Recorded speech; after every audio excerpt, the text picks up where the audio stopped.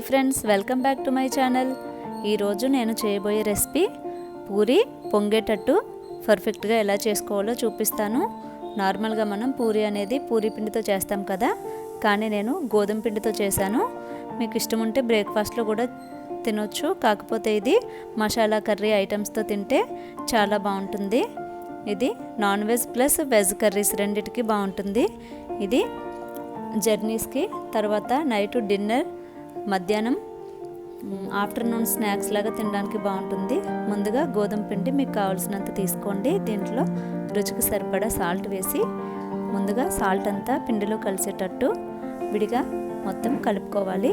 కలిపిన తర్వాత వాటర్ వేసుకుంటూ నార్మల్గా మనం చపాతీ రోటీ పిండి ఎట్లా కలుపుకుంటామో అలా మంచిగా కలుపుకోవాలి. ఇలా మొత్తం కలిపిన తర్వాత చివరిలో ఆయిల్ని యాడ్ చేసి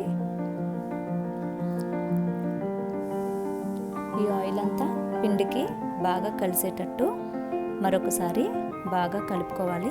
పిండి ఎంత మంచిగా కలిపితే అంత పర్ఫెక్ట్గా పూరి అనేది పొంగుతుంది. సో ఇలా కలిపెట్టిన తర్వాత ఒక క్లాత్ని వేసి ఒక హాఫ్ అన్ అవర్ పాటు పిండిని బాగా నాననివ్వాలి. మినిమం 20 మినిట్స్ అయినా నానాలి.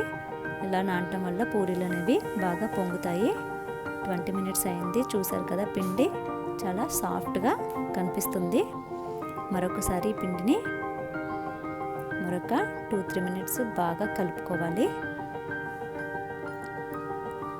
ఇప్పుడు మీడియం సైజులో పూరీలను చేసుకోవచ్చు. పూరీలను చేయడానికి పిండి ఇలాంటివి వేయక్కర్లేదు, ఎందుకంటే ఆయిల్ యాడ్ చేసాం కదా, పిండి లేకుండా చేసుకోవాలి.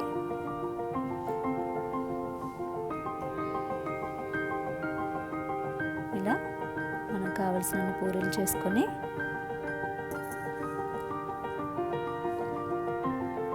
ఇప్పుడు ప్యాన్లో డీప్ ఫ్రైకి సరిపడా ఆయిల్ వేసుకోండి. ఆయిల్ను పెనం నిండా వేస్తే కిందకి మన మీదకి పడిపోతుంది. సో అందుకని మీడియంగా వేసుకోండి. చూస్తున్నారు కదా, పూరి బాగా పొంగింది కదా.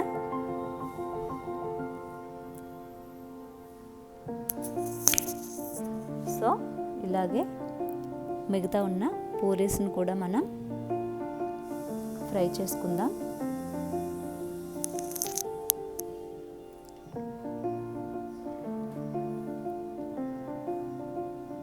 ఈ పూరీలు మనకు 3 days వరకు నిలువ ఉంటాయి.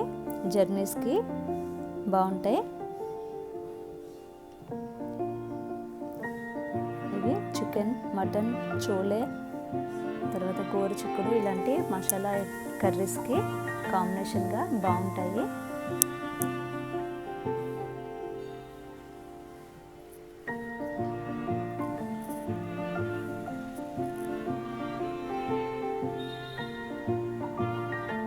అంతేకాకుండా ఇది గోధుమ పిండితో కదా, హెల్త్కి కూడా మంచిదే. ఊరికే ఆయిల్ కూడా మనకి ఎక్కువ పీల్చుకోదు.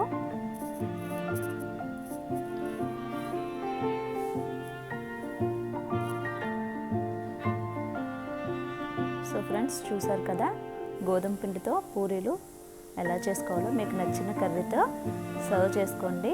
సో ఫ్రెండ్స్, ఈ పూరీ ఐటెం మీకు నచ్చినట్లయితే తప్పకుండా లైక్ చేయండి, షేర్ చేయండి, సబ్స్క్రైబ్ చేయండి. అంతేకాకుండా కిందే ఉన్న బెల్ బటన్ కూడా క్లిక్ చేయండి.